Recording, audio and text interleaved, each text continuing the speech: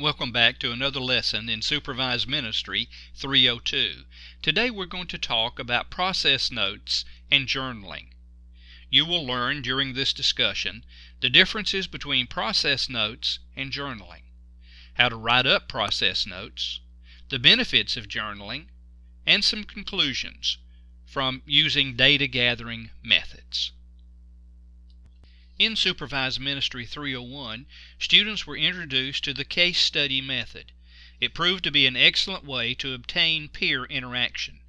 By using a case study, students are given a real ministry event around which an evaluation is possible. After reading the case study posted to a discussion forum on Moodle, class members were asked to do 3 things in response to the ministry event. They were asked to respond by making these observations. Number 1, here's my understanding of the case. Number 2, here's what I am thinking about the case. And number 3, here's what I am suggesting you consider for next time. Another method you were introduced to was the ministry log. This required you to submit a weekly account of your ministry with specific attention given to 2 events during the week. In this way, evaluation and follow-up plans were established. After this quarter, you will have been introduced to the verbatim report, which is a careful reporting of the conversation that occurs in a ministry context. Also this quarter, you will use the case study method, the ministry log, and the verbatim report for purposes of growth in ministry skill and self-understanding. You, perhaps, if you're new to this class, do not understand exactly what a case study is or a ministry log. I would encourage you to go to Moodle's home page and find the lectures that I gave in Supervised Ministry 301. It will help you understand these methods. The lectures are also available for those of you that are continuing students. In this slide, we will talk about process notes. Process notes are used to consider a specific ministry issue over a longer period of time. For example, if you recognize that you have difficulty expressing your perspective when authority figures are present, you may wish to make periodic notations of incidents in which this was an issue. Process notes can also help you analyze a relationship as it develops over time. Where are the turning points? What caused the changes? Who initiated the changes? Those are some of the questions you can ask. To write process notes, you begin with background information. Then you provide a chronological account of the development of the relationship or of incidents relating to the issue you are considering. As with other methods, you will want to reflect on the events which have occurred. These notes should also contain your own evaluation of personal growth and development through this experience. What have you learned about yourself? That's a great question to ask in any process.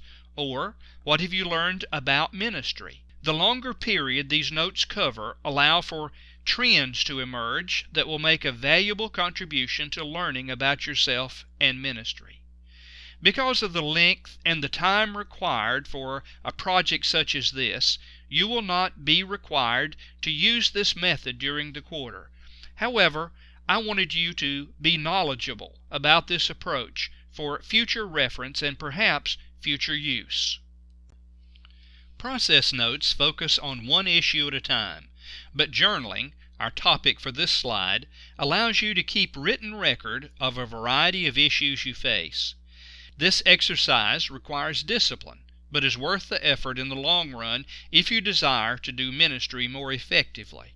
I know you want to do your ministry effectively.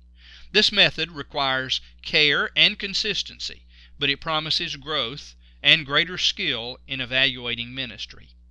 Journaling requires writing down the events over the course of a day. When we write, we often are able to clarify the events and more clearly understand what really happened. By writing, we may more fully understand the dynamics that were going on in the situation. We can also plumb the depths of our emotions. Often we are afraid to express our anger, frustration, and disappointment, but with a journal, I can vent my emotions in a safe way. After writing my words, I may be more confident in expressing appropriate spoken words with the person involved in the issue.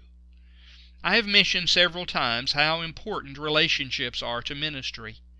By writing our thoughts, we can see patterns of relating with others that may assist us in establishing deeper friendships or discovering new and effective ways of ministering to other people.